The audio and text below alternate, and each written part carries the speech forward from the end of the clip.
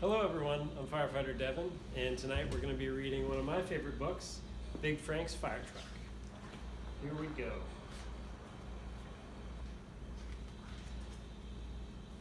It's 9 o'clock on Monday morning. Big Frank is just getting to work. Big Frank is a firefighter. He works a 24-hour shift. That means he will be on duty all day and all night. This is the firehouse. This is where Big Frank lives, sleeps, and eats while he is at work. Big Frank checks in and goes over his schedule. At 11 o'clock, he will make a fire inspection at the supermarket. At 2 o'clock, he will visit the elementary school and talk about fire safety. Big Frank has to be prepared for all kinds of emergencies too. Who knows what could happen during his shift?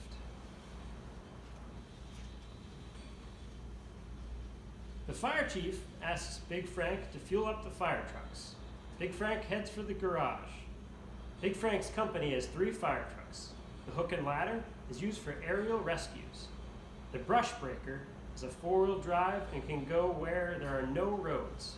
Big Frank drives the pumper engine. The pumper holds water, 1,000 gallons. After he takes care of the engines, Big Frank checks his gear. He wears a helmet to protect his head, a fireproof coat, and pants to protect his body, and sturdy boots to protect his feet.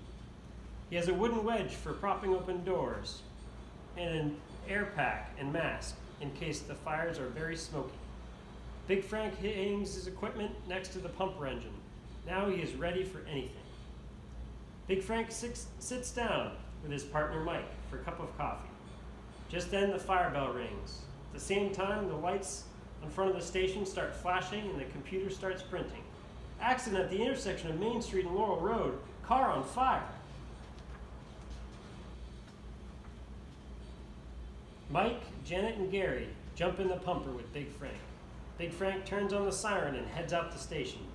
Woo woo! The fire truck roars down Main Street with the siren going full blast. Cars pull over when they hear the noise, and a policeman waves the big engine right through a red light.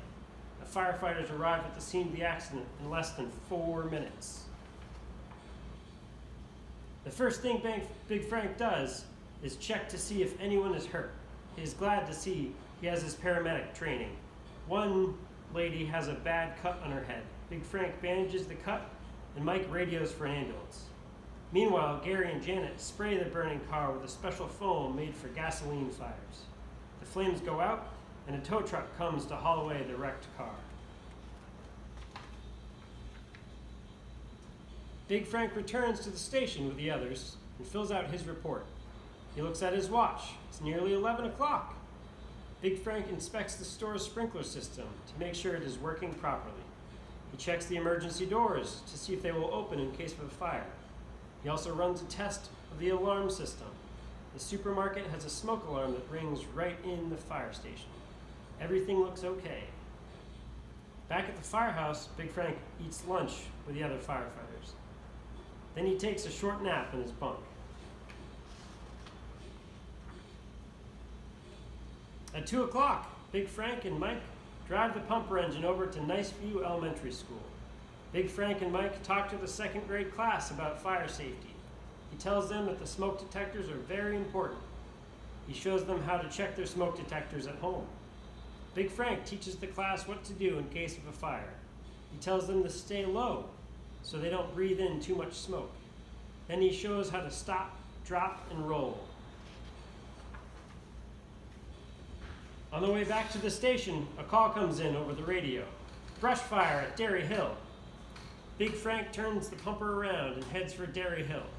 He and Mike will meet the rest of the company there. Big Frank is worried. There hasn't been any rain for a long time and the wind is blowing. This could be a bad fire.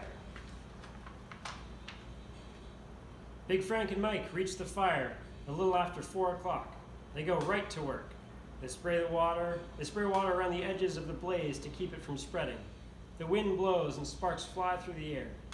When the rest of the company arrives, the fire chief tells Janet and Gary to hose down the roofs of the nearby houses. That will help keep the sparks from setting the houses on fire.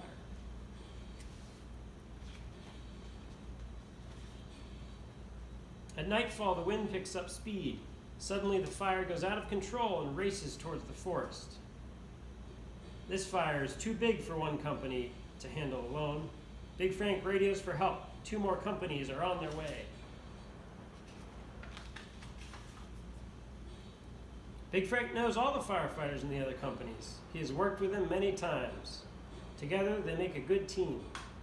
By midnight, they have saved the nearby houses from catching fire. They have headed off the blaze to the north, south, and east.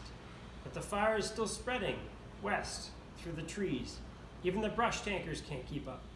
Big Frank calls in a squad of special firefighting helicopters. Soon they will be whirling overhead.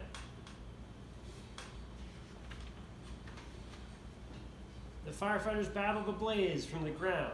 The helicopters drop chemicals from the air. Finally, after 14 hours, the fire begins to die out. The worst is over. Big Frank is tired. No wonder, it is nearly 6 o'clock in the morning. As soon as the next shift of firefighters arrives, Big Frank and his company head back to the firehouse. Back at the station, Big Frank helps wash down the trucks. They are sooty from the fire. Big Frank is dirty too. He has ashes all over him, even in his hair. Big Frank jumps in the shower and puts on clean clothes and eats a big breakfast. It's 9 o'clock on Tuesday morning.